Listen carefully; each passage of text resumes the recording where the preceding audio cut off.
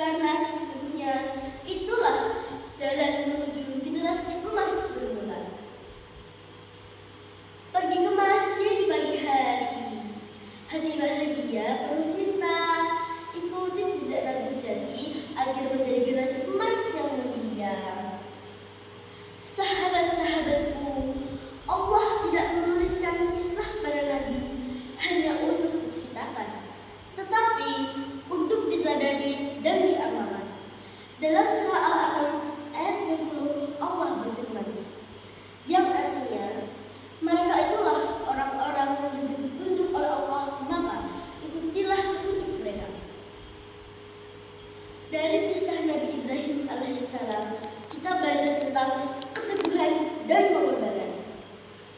Beliau diperintah oleh Allah untuk menyembelih putranya, tetapi beliau tak ingat karena cintanya kepada Allah lebih tinggi dari segalanya.